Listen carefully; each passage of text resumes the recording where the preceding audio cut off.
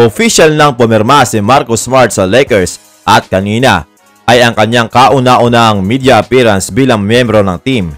Kinumpirma din ni Marcus Smart ang balita na nirecruit siya ni Luka Doncic para sumali sa Lakers. Ayon kay Smart, 2 beses siyang tinawagan ni Luka para kumbinsihin na samahan siya sa Lakers. Sobrang na-appreciate ni Smart ang ginawa ni Luka. Ang matawagan ka nga daw ng katulad ni Luka at sabing matutulungan mo siya ay sobrang special at napakalaking bagay daw para sa kanya. Grabe daw ang kanyang respeto dito at halos after every game ay nagkakausap sila at nagbibigayan ng kanya-kanyang papuri sa isa't isa, kaya hindi niya daw matatawag na meron silang prior relationship or pagkakaibigan, kundi malaking respeto lang sa isa't isa. Ayon kay Smart, sa kanyang palagay ay magpipit talaga siya ng maayos sa Lakers dahil magamit daw kung ano ang kaya niyang ibigay dahil sa kanyang pagiging competitor at pagiging competitive ng team. Nang matanong naman si Smart kung ano daw ang kahulugan para sa kanya na makasama si LeBron sa iisang team, ay sinabi nitong isa itong opportunity at blessing. Ang masaksen ito at mag-benefit dito kaysa bantayan si LeBron ay ibang bagay. Walang duda na ang pagiging competitive, tibay ng loob, hustle play at defensive skill ni Smart ay malaking bagay para sa Lakers. Plus, healthy pa si Jared Vanderbilt na isang halimaw din sa depensa. Para sa akin, mas okay si Smart sa starting lineup kaysa dito kay Austin Reeves. Kapag wala si Smart ay dapat andyan doon sa loob itong si Vando. Kumbaga dapat balansehin ni Coach JJ Redick ang kanyang lineup. Aminin natin na si LeBron at Luka ang magdadala ng opensa sa starting lineup at dahil offensive player din itong si Austin Reeves at nagdadala din ng bola, mas maganda na sa second unit siya o kaya mag-substitute siya kapag lumabas si LeBron o kaya si Luka. Mataas pa rin naman ang kanyang magiging playing time, mga amigo. Ayon kay Jake LaRivia na dating kasama ni Smart sa Memphis Grizzlies, ay alam na daw natin kung ano ang kayang ibigay ni Smart. Ang kanyang duwag, energy at pagiging unselfish at pagiging vocal leader ay malaking bagay daw.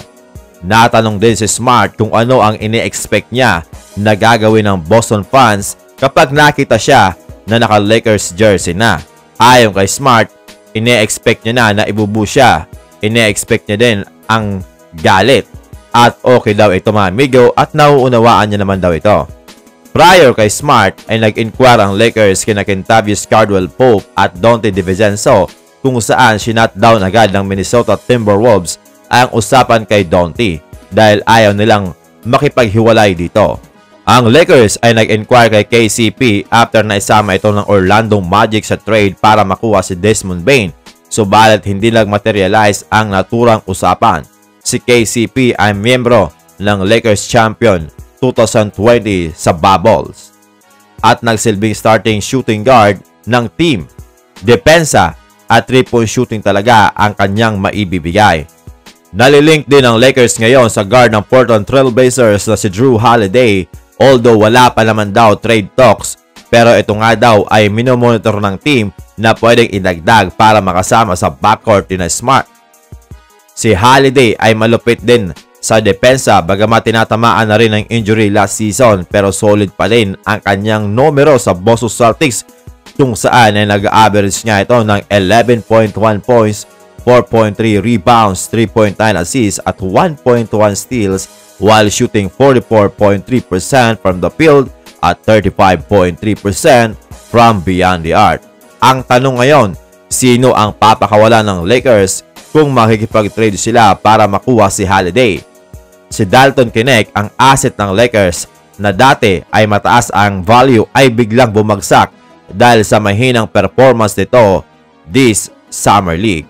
Ayon kay Jovan Buha, nagtanong siya sa ibang team kung ano ang tingin nila kay Dalton Knecht at ang sagot na nakuha niya ay hindi na daw ito worth it or hindi na nila ito nakikita nakatumbas ng first round pick.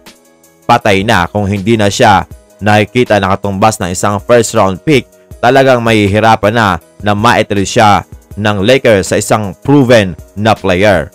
o baka pinapababa lang ng ibang team ang kanyang value. Pwede rin natin masabi na naapektuhan si Kinect last season nang i-trade siya ng team at simula talaga noon ay hindi na maganda ang kanyang paglalaro.